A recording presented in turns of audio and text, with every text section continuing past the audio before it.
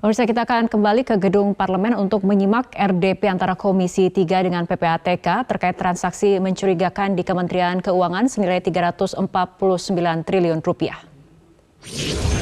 Pasal 92 ayat 2 yang Anda sebutkan itu saya bacakan. Ya. Saya bacakan. Pembentukan Komite Koordinasi Nasional Pencegahan dan Pemberantasan Tindak Pidana Pencucian Uang diatur dengan peraturan presiden. Ya. Betul. Ya, ini peraturan presidennya. Ya. Saya baca dari awal sampai selesai. Tidak ada satu pasal pun ataupun penjelasannya yang dengan tegas menyebutkan Kepala PPATK, Kepala Komite, apalagi Menko Polhukam boleh membuka data-data seperti itu kepada publik sesuka-sukanya selain punya motivasi politik. Itu yang Anda lakukan. Benar. Itu aja Pak Ketua. Benar apa tidak? Tanya dulu benar apa tidak? Ya, maka betul tidak itu motivasi politik? Allah sama sekali tidak ada. Saya sumpah sebut-sebut Tuhan di sini. Tidak ada sama sekali. Lalu maksudnya apa? Saya menjalankan fungsi saya sebagai sekretaris Komite Nasional. Oh, saudara tidak ikut membuka itu ke publik?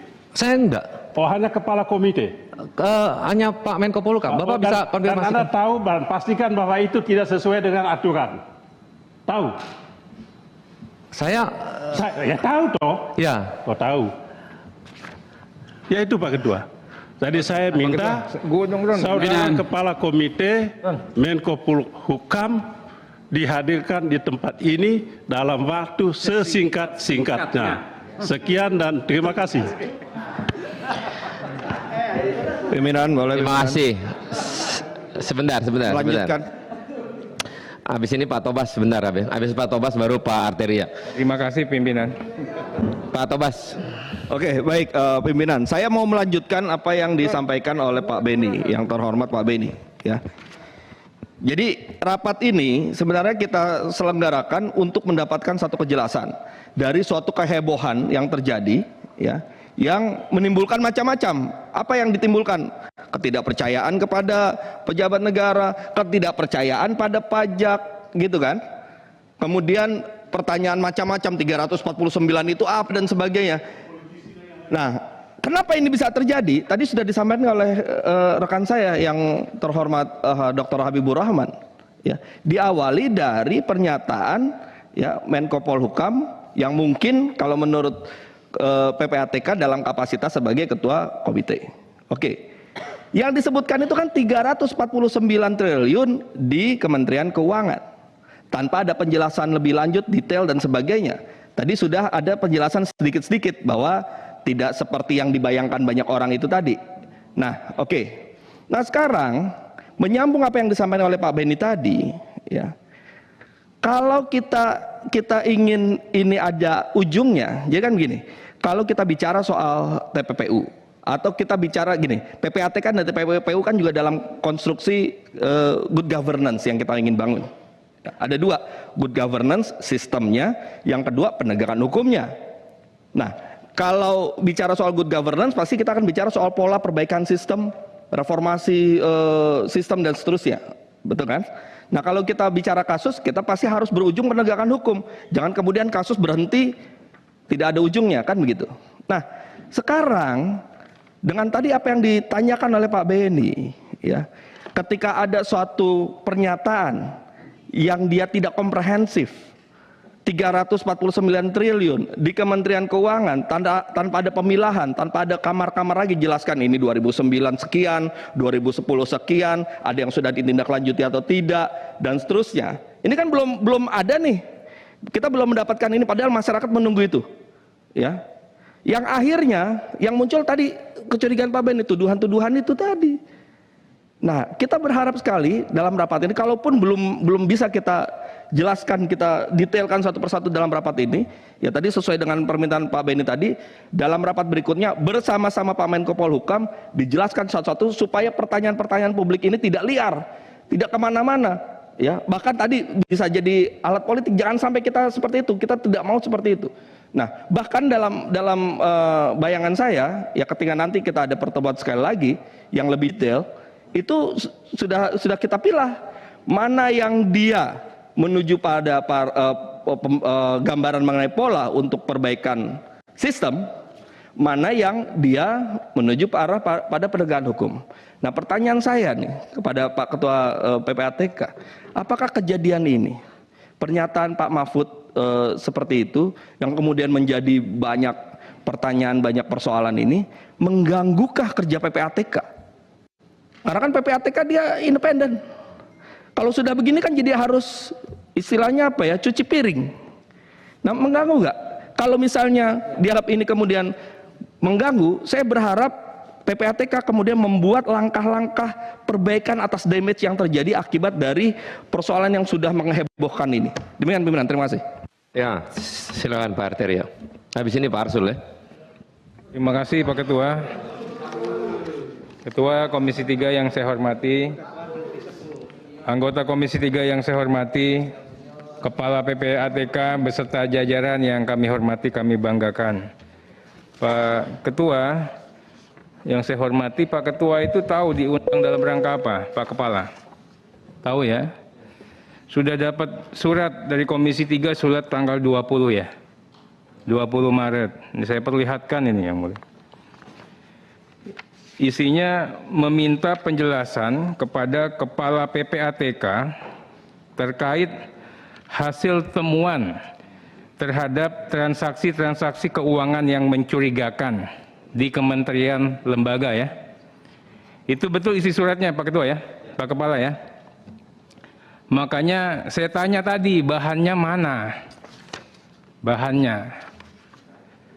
Teman-teman mengatakan ini bahannya. Bukan itu, Pak. Iya, ini bahannya, yang 4 halaman.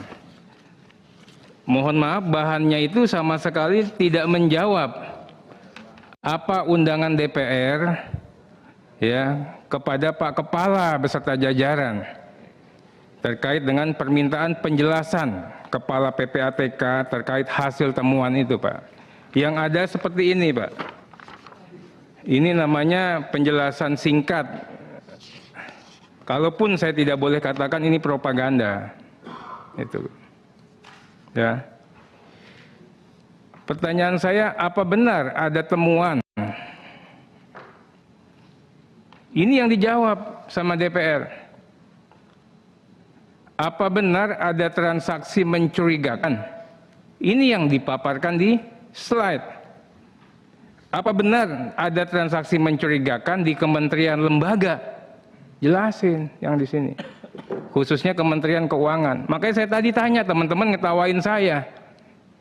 Itu loh.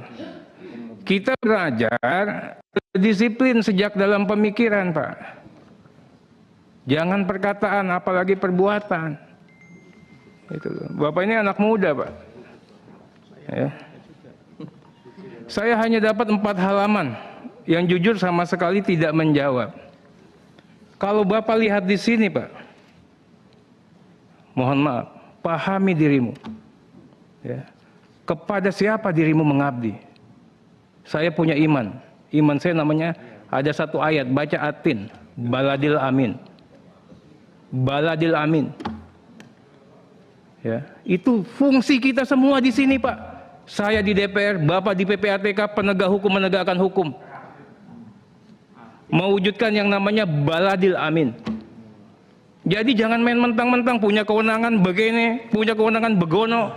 Enggak begitu, Pak. Ya. Kerja-kerja PPATK selalu saya apresiasi. Tapi cara PPATK bekerja, cara PPATK menyampaikan, mengcounter isu, mohon maaf harus kami koreksi. Negara ini sudah terlalu sedih, susah, dan lagi berduka. Ditambah lagi cerita yang begini-begini, ujung-ujungnya tidak terbukti korupsi. Udah tidak terbukti korupsi, jawabnya yang persuasif lah. Jawabnya jangan ngegas. Orang ini ribut kan karena statement dari PPATK. Tiba-tiba begitu ada begini-begini, begono, wah nggak ada korupsi di Kementerian Keuangan. Maksud saya kan begini, bukan begitu, kan begini. Pahami juga, banyak yang tidak satu frekuensi pemahaman keilmuannya dengan bapak-bapak yang pintar-pintar ini. Jadi sebagai pejabat publik, ya, itu narasi bahasanya pun juga biar bisa dimengerti oleh publik yang banyak. Ini masukan, Pak Irfan. Ya.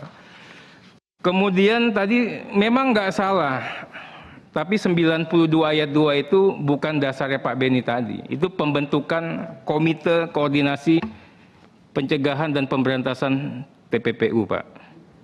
Pak Suding juga nggak benar. Karena akuntabilitas pasal 47 itu bukan kaitannya yang di sini. Kaitannya dengan pertanggungjawaban PPATK secara berkala. Nggak bisa disalin juga. Jadi semuanya, ya. Mumpung orangnya nggak ada. Komentari kawan. Dengar di dalam. Ya.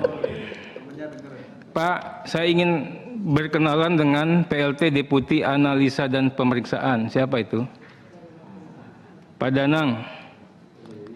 Pak Danang ini PPATK itu lahir dari partai politik. Undang-undang pencucian uang lahir dari partai politik. Kerja-kerja hebatmu karena partai politik. Ya, saya minta penjelasan. Pernyataan Pak Danang sedikitnya ada uang 1 triliun hasil kejahatan lingkungan mengalir ke partai politik untuk pembiayaan pemilu 2024. Kita diajarkan penghormatan antar lembaga, Pak. DPR ini, Pak, tahu semua orang salahnya, Pak. Aibnya tahu, tapi kami berdisiplin. Tidak mengumbar aib. Karena buat apa aibnya diumbar kalau masalahnya nggak selesai? Itulah DPR, Pak. Tahu semuanya kelakuan semua orang di sini.